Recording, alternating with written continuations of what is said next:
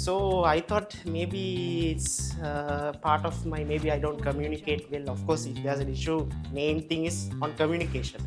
Developing communication, it helped us be better in our life. My parents were fed up, I was doing nothing. So we went to, like, we used to eat ice cream and stuff with McDonald's. So our family all went.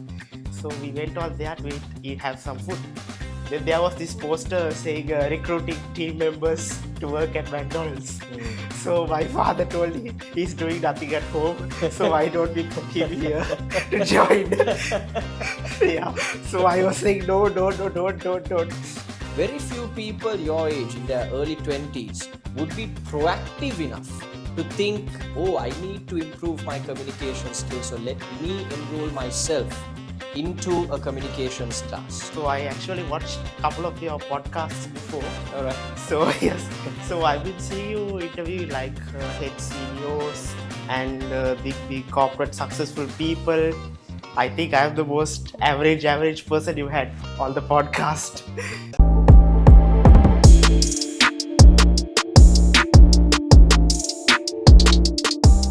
Hello everyone, welcome to another episode of the Success Podcast. I'm here today with a special student of mine, Aflal. Aflal, thank you very much for being here. It's my pleasure being here. Fantastic. Aflal, can you give us some background about yourself, who you are, where you're from? Yes, so I am Aflal Sahardin. So I come from Valisara, Mabole. So it's been a big journey actually to being here with you. So I actually watched a couple of your podcasts before. All right. So yes, so I've been seeing you interview like head CEOs and big corporate successful people. So being here, it makes me anxious, at the same time nervous altogether, because I'm neither one of those, a CEO or a corporate businessman. I think I'm the most average person you had on the podcast. So when you talk about me, I did my studies at Zaira College, Colombo, Mardana. I did up to my ordinary levels. So once I finished that, I started to work at, like, now this is how it happened. So once the schooling was over, there was the holiday period. There was the holiday period for the O levels, right? So I was doing actually nothing, just staying at home. So my parents were fed up, I was doing nothing. So we went to, like, we used to eat ice cream and stuff with McDonald's. So our family all went. So we went all there to have some food. Then there was this poster saying recruiting team members to work at McDonald's. So my father told me he's doing nothing at home, so why don't we put him here to join? Yeah. So I was saying no, don't. So he somehow talked to a person in charge there and asked, are you all taking new members to join? So they said yes, we'll take on this Saturday. So somehow I ended up going for the interview on Saturday. On that Saturday, they forced me actually. I was not willing. So I went. Then I somehow got the job on, it was actually October 1st, the first day of work, Children's Day. So it was terribly busy. The outlet was filled with children and I don't know what was going on. It was my first day. Children running here and there inside the kitchen. They are screaming this and that. So the manager was saying, එහෙම තමයි පුතා මොනා කරන්නද, like that. අද පළවෙනි දානේ, like that. So I was like, I don't know what to do. My mind was shaking. They're so busy and they kept me in the lobby to help with serving the orders and this and that. So by the end of the first day, I was completely finished. Then the next day, my mom was telling me, go to work. So I didn't want to go because of the first day experience. Yeah. But somehow I went. So it was almost now, I worked around for like 1.5 years. So once I finished 1.5 years, so they saw my performance and it was okay. So they sent me for a batch to get promoted for as a crew trainer. So I went for that. Their head office was actually in Bambalapitiya, somewhere there. So everything went okay and they promoted me as a crew trainer. Once I attained that, the work was easier. That you don't have to do much of the hard work. You just have to organize with the people and say this, check the inventory levels, and it's like mostly like supporting the manager on their duties. So that was easy. Then unfortunately, as you know, it closed down after when I was working a year and a half. So it closed down. So what the people were saying was this fellow joined McDonald's only, they closed down as well. So because how many years it was been open. Yeah. So all were like joking me. So I told, yeah, what to do like that. So at the same time, then once I finished that, I had collected like a good sum of money. I collected around 4 lakhs money, yes. So I applied for the Slit Academy. So in there, the hospitality management degree, the So you diploma. you enjoyed your time at McDonald's, which is why you wanted to get into the Yes, hospitality sector. very much enjoyed because even though it's busy, this and that, teamwork was there, people were good, everything was perfect. So that made me, it inspired me to continue further on this. So I joined. So it was like really like a good moment for me when joining for the Slit Academy because it was like one of my goals. So before those days, when I was like before like as soon as I finished O levels, we were like trying directly to go for the to join the Slit. So the of course the money to join was very high. So my mother used to say, to make you join that, we'll at least have to sell our kidney or something. So once, yeah. So once I joined that, it was like she was very happy because I showed that I somehow collect my own money, and of course she helped also. So I joined that. So we after once I did that, I was continuing on with that. So the 4 lakhs and all the money was over. So now I am at the end of the second semester. So once I joined there also, hospitality industry now it is totally different. From McDonald's, it's just the fast food thing. So we just make the same menu, the same thing. But hospital, I saw there's a difference because the menus are different. So how we handle customers, guests, very different. And housekeeping section, how we organize things, totally different from McDonald's. Fast food and hospitality was different. I noticed that. So once I joined there, then again we had to pay an extra amount of fees. So for that little, I had a financial situation. So I decided I have to work again to somehow get some more money. So I joined, like I said, to KFC. So this one I knew since I was not doing anything when I was working McDonald's. When I joined KFC, I'll have to do as a part time because if I do both, it's a little bit difficult for me. So I joined KFC as a part time. So I directly applied for as a trainer member because I already have the experience. I showed them the experience in the interview, everything.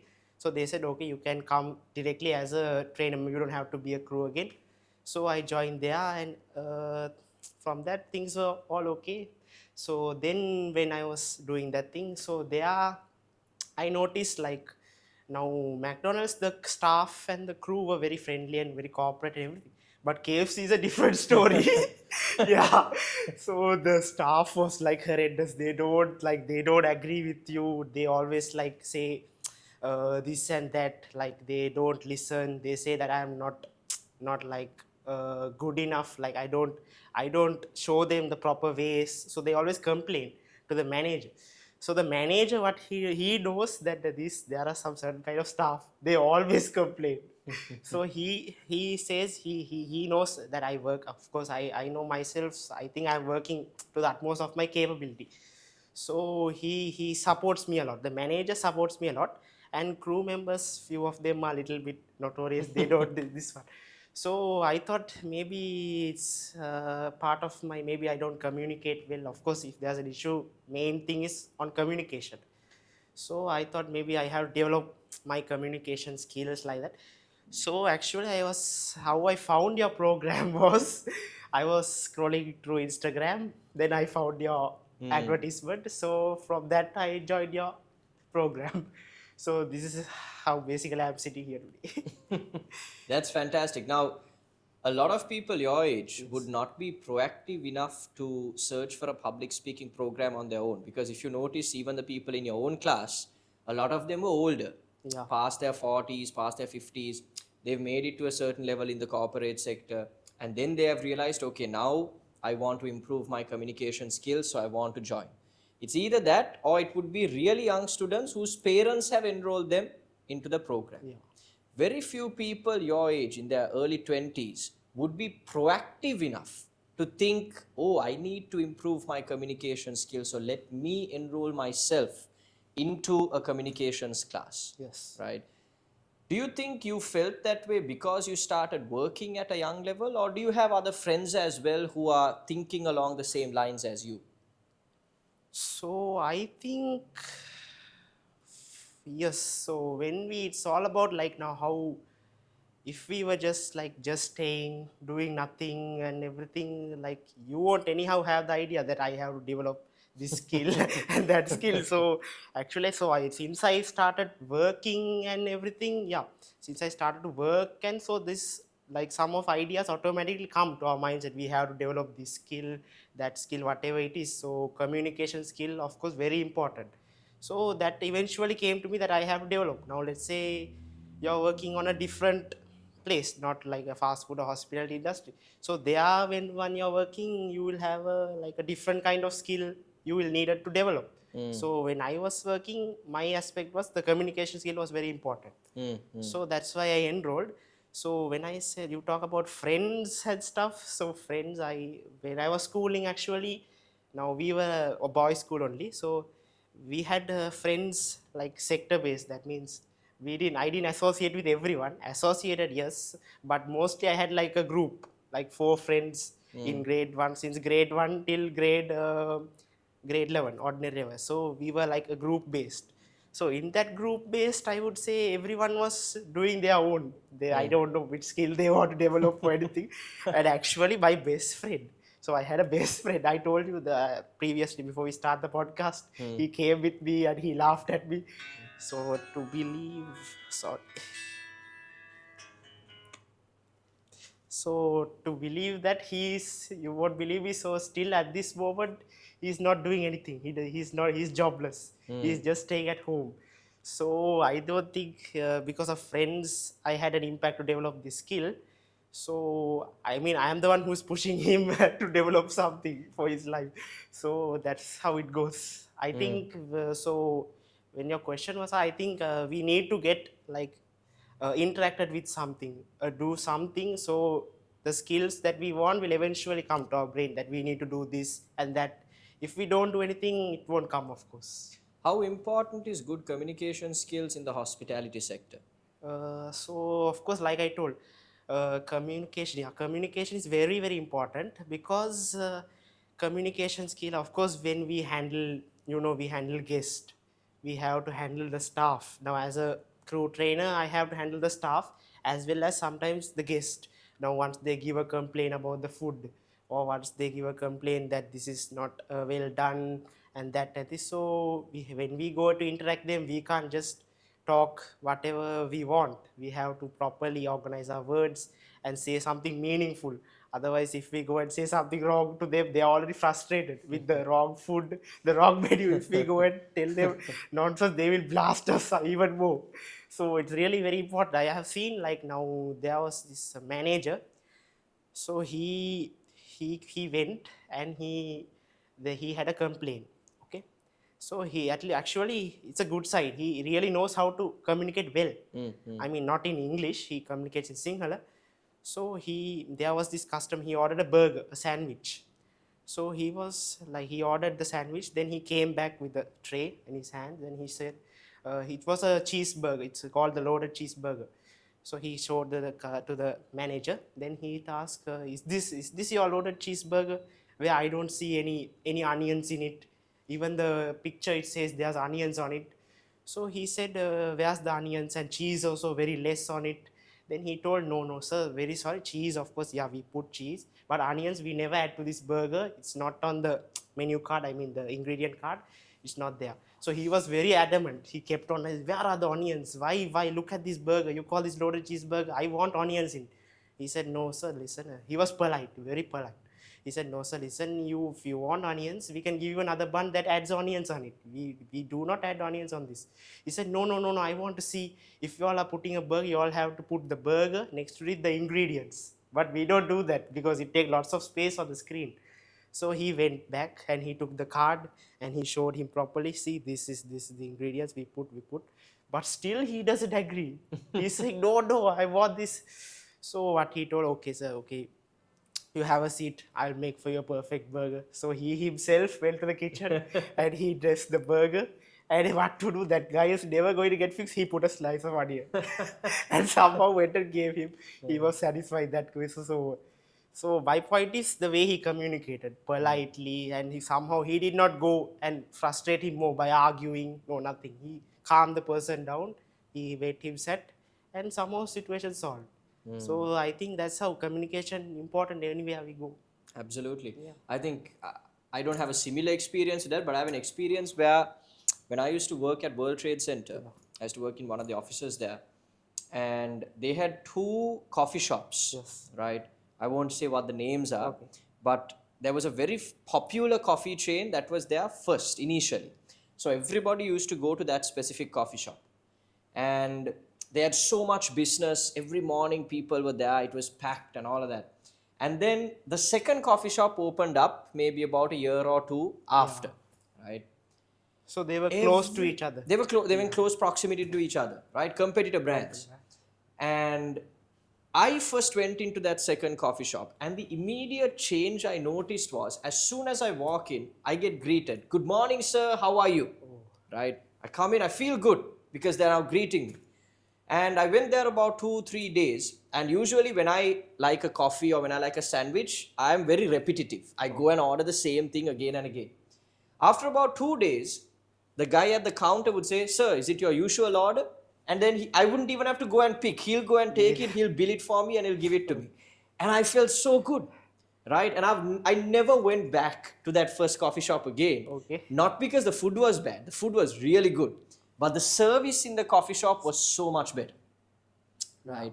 And I always think that in the hospitality sector, especially if you're a serviceman, especially if you're someone that's dealing with customers, communication is number one. Yes. I have another experience where we go to this barbecue place, right? I think it has really good barbecue. But more than that, there is a waiter there who he makes us feel so good, right? To the point where he now has our number. Okay. And if we want to go to that place, we just have to call him and say, okay, this is what we want. Set it up by the time we come. So when I go there, it's already on the table, ready for me to sit down and have. Now imagine if I'm taking some friends or if I'm taking some people that I want to do business with, that makes me look really good. The Yeah, fact of that course. already the food is laid out, table is set. And that's only because this person has a really good communication line with all his customers.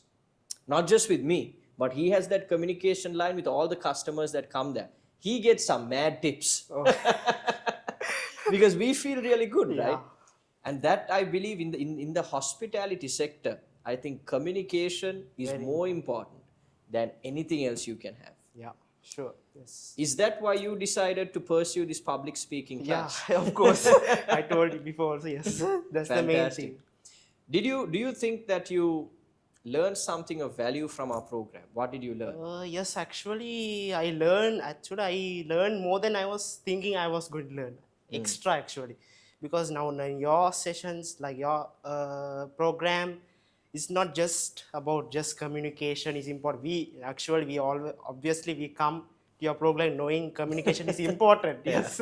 So we are sure that is the main topic. So what we were amazed was you did not just teach about communication, you teach us like how to improve it even more. Like there were techniques we did not know we have to implement to imply good communication. Like of course like the breathing techniques, and also like how would we have now, for example, like interview, even the interview session. Like now when we go for your program, it's about communication, but you taught us how to face an interview as well as the techniques, how to implement everything like in our life to run smoothly.